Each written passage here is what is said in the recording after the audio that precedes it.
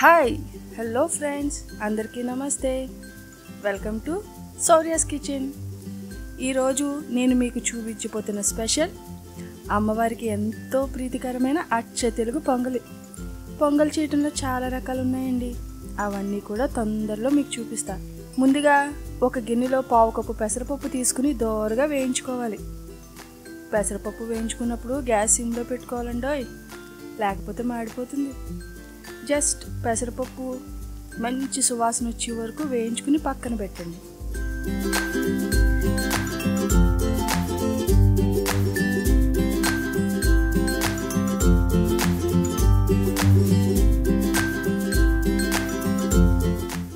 తర్వాత గ్యాస్ వెలిగించుకుని ఒక గిన్నె పెట్టుకుని దానిలో ఒక 1/2 లీటర్ ఆవు పాలు పోసుకోవాలి.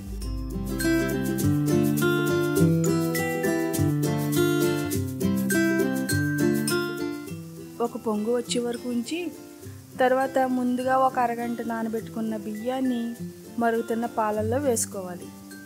అలాగే ఇంతకు ముందు వేయించి పెట్టుకున్న పెసరపప్పు కూడా వేసుకోవాలి. ఉత్తి బియ్యంతో కూడా ఈ పొంగల్ చేసుకోవచ్చండి, కానీ పెసరపప్పు వేయటం వల్ల మరింత కమ్మదనం యాడ్ అవుతుంది.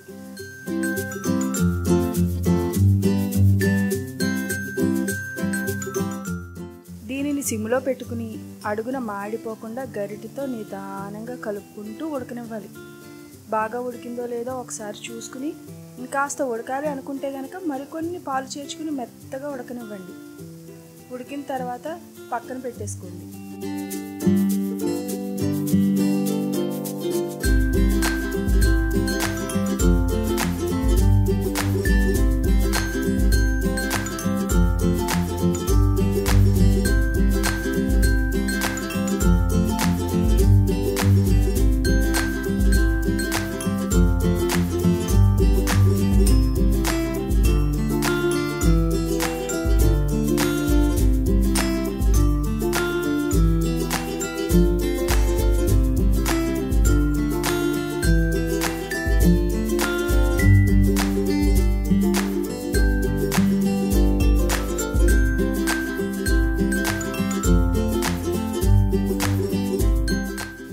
తరువాత 4 లేదా 5 యాలకులు తీసుకుని మెత్తగా పొడి చేసుకోండి. తొక్కలు తీసేసి గింజల పొడి మాత్రం వేసుకోండి.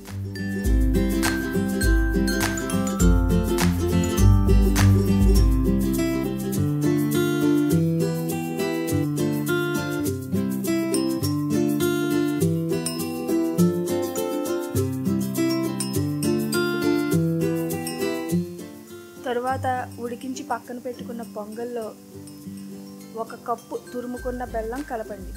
పొంగలి వేడి చల్లారిన తర్వాత మాత్రమే బెల్లం కలుపుకోవాలి, లేకపోతే పాలు విరిగిపోతాయని గుర్తుపెట్టుకోండి.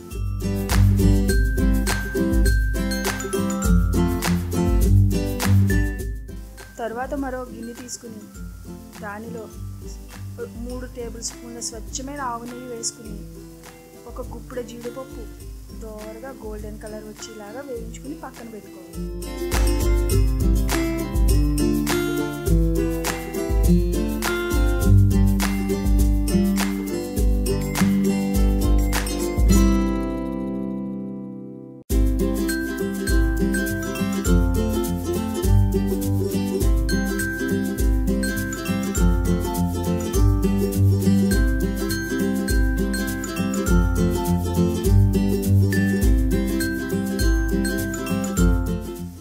అదే నెయ్యిలో కొన్ని ఎండు ద్రాక్ష కూడా వేసి వేగించి అవి ఉబ్బేంత వరకు దోరగా వేయించుకుని అవి కూడా పక్కన పెట్టేసాం.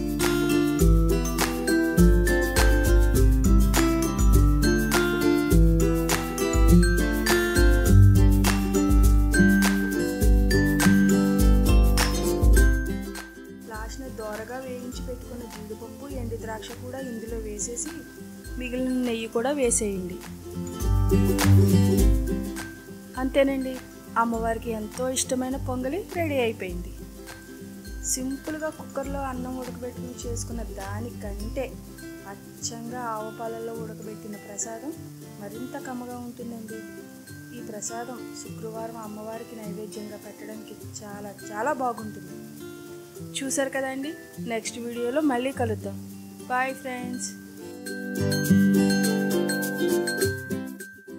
వీడియో మీకు నచ్చినట్లయితే తప్పకుండా లైక్ చేసి షేర్ చేసి ఇంకా మరిన్ని వీడియోస్ కోసం సబ్స్క్రైబ్ చేయండి.